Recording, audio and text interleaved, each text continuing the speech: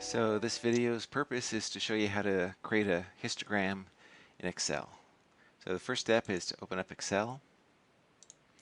I'm using Excel 2013. Okay, so we got a brand new blank workbook. I'm just going to put in some fake data.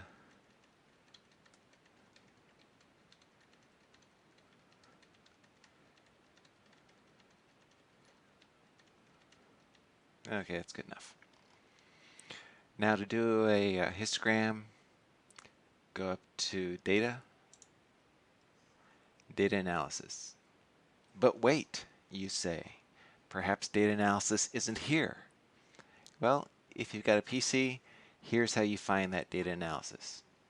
Go over to File, see if I can remember, Options,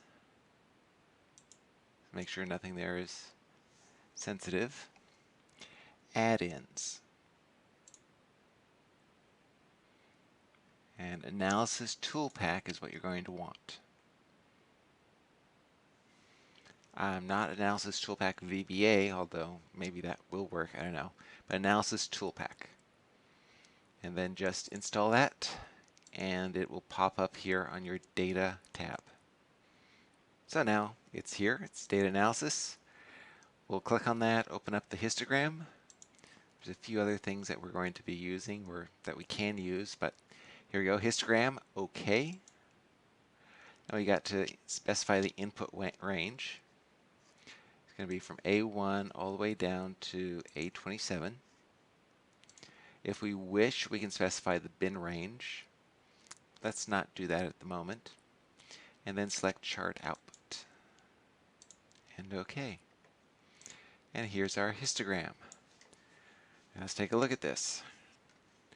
Get rid of the frequency, get rid of the title histogram. Gives us a little bit more space. And what do we see about this histogram? Well, we got single values down at the bottom. And all of our data were whole numbers, but notice the histogram does it in decimals. That's kind of problematic. Simply because the data is in whole numbers, why shouldn't the histogram be in whole numbers? So for that reason, and Excel usually does a very poor job with the defaults on histogram, for that reason we're probably going to want to create our own bins, what the book calls classes. So I'm going to delete this, right click, delete, and that sheet's gone. I'm going to create these bins. Now, we know it goes up to 5. And what is this data? Let's say this is dropped phone per day. And now we go back in data analysis, histogram. The data is the same, but now we select the bin range. And we're going to select C1 to C6. That includes the label. So we need to specify, tell Excel, yep, we got a label here. And then OK. This is much better. Again, get rid of frequency and histogram. So this is all the 1s, all the 2s, all the 3s, all the 4s, all the 5s, all the mores. There are no mores. So I'm just going to get rid of these two. I'm going to left click, drag, right click, and delete. Where is delete? There's delete. Shift cells up. Not that it really matters. OK, and that last column went away. And of course, being Excel or being a Microsoft product, we can do a lot of changes. I thought I did a lot of changes there. Oh well. Let's go with gold.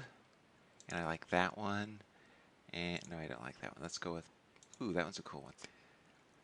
But something that's going to be very helpful for y'all is making your axes a little bit bigger. Oops, not so big.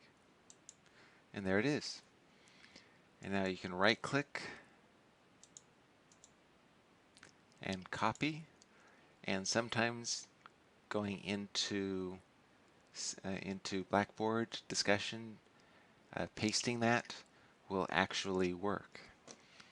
We'll paste that histogram onto your discussion post. So here is the key. To do the data analysis, there are actually 3 keys here. You got to have the data. You go into the Data tab and then Data Analysis. If it's not there, then you go to File, Options, Add-ins, and find the Analysis Tool Pack and activate it. And then once you go there, it'll now be, Data Analysis will now exist here in the Data tab. Click on it, select Histogram, specify where the data are, specify the bin range, making sure that you include, oops, okay, redo that. Bin range, making sure that you include some sort of title for what this data represents. Include the title in the bin range and select labels. Doing so will put the dropped phone per day on the horizontal axis. So hopefully this was helpful. Take care of yourself and happy histogramming.